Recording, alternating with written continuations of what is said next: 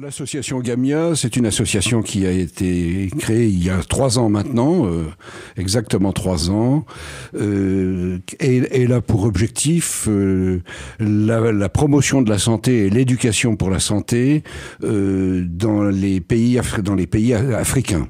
En général. En général, ça c'est l'objectif de l'association. Il se trouve que pour des raisons de rencontres et d'opportunités, nos actions se sont tournées dès le départ vers le Bénin et que nous n'avons eu d'intervention que pour l'instant qu'au Bénin, mais rien ne nous interdirait de nous rendre dans d'autres pays d'Afrique. Son but, c'est l'acquisition d'aptitudes individuelles ainsi que la prévention des maladies par l'éducation pour la santé. Pour la santé, effectivement. L'objectif de l'association n'est pas... l'objectif principal de l'association n'est pas d'apporter du matériel ou d'aller réaliser un certain nombre de choses à la place des Africains, mais de les aider à acquérir ou à améliorer les compétences dans le domaine de la santé pour se prendre en charge eux-mêmes, c'est-à-dire qu'ils puissent continuer quand on n'est plus là.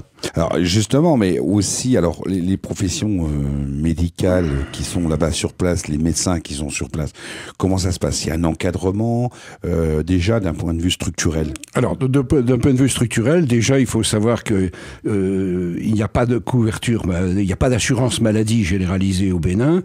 La sécurité sociale n'existe que pour une toute petite partie de la population, les fonctionnaires et les militaires. Les autres doivent se prendre en charge eux-mêmes. Bon, il y a un projet actuel de développement d'une sécurité sociale pour tous. On ne désespère pas de le voir aboutir. Il ne s'agit pas de transformer des infirmiers en médecins. Oui. Il s'agit de les aider à prendre en charge les patients qui viennent les consulter. Nous allons maintenant aussi nous intéresser aux aides des infirmiers, c'est-à-dire des aides-soignants, qui sont en général des personnes peu qualifiées, pas formées, dont le rôle n'est pas forcément très précis, et de les aider à préciser leur rôle et de façon à améliorer le déroulement de la consultation.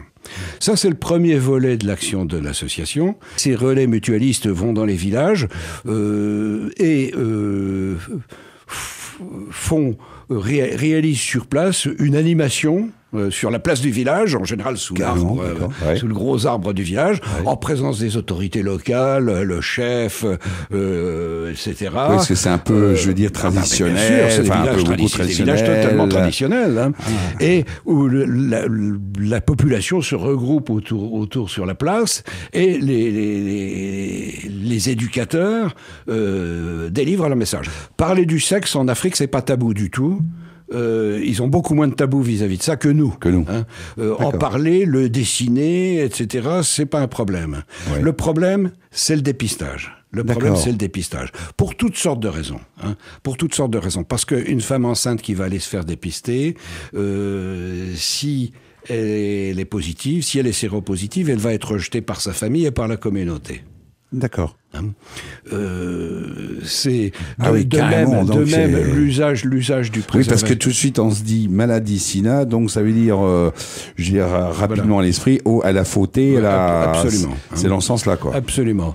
De même l'usage de la contraception ou des préservatifs pose de réels problèmes. Elles sont pas forcément admis par les populations, et il faut vraiment développer les messages dans ce sens-là. Bon, les dispensaires, je l'ai dit tout à l'heure, sont relativement bien dispersés sur le territoire. Hein. Oui. Mais néanmoins, on peut être à 1 heure, 2 heures d'un dispensaire. Hein. Oui. Ah oui, quand même. Donc, bien sûr. Oui, parce qu'on parle plus en temps qu'en distance. En plus, s'il faut y venir plusieurs fois, vous imaginez. L'hôpital, alors les consultations spécialisées, je pense par exemple l'ophtalmo ou le cardiologue, etc. Ouais. C'est faisable, c'est envisageable, ça existe dans les villes. Bon, par exemple, là où nous intervenons dans le Nord, nous sommes à maintenant 2 heures de route de la ville principale de Parakou, où il y a une faculté de médecine et où il y a un centre hospitalier avec toutes les spécialités accessibles. Mais là aussi, ça nécessite un transport, ça nécessite probablement aussi une attente.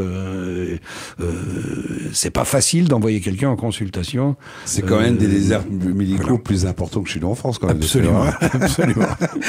Comme vous l'avez vu, nos moyens sont relativement modestes et c'est un inconvénient, ça peut être aussi un avantage, mais c'est un inconvénient de notre association, c'est que le coût de la mission est à la charge de ceux qui partent. Qui partent, ben oui, mais bon. C'est-à-dire que, alors c'est un inconvénient parce que ça limite considérablement pour certains la possibilité de partir, ou alors la possibilité d'y retourner une autre fois.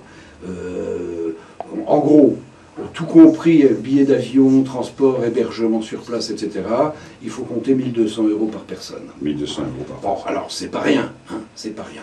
L'avantage, c'est que les personnes qui investissent 1 200 € pour partir en mission comme ça, c'est aussi une preuve de motivation. Hein.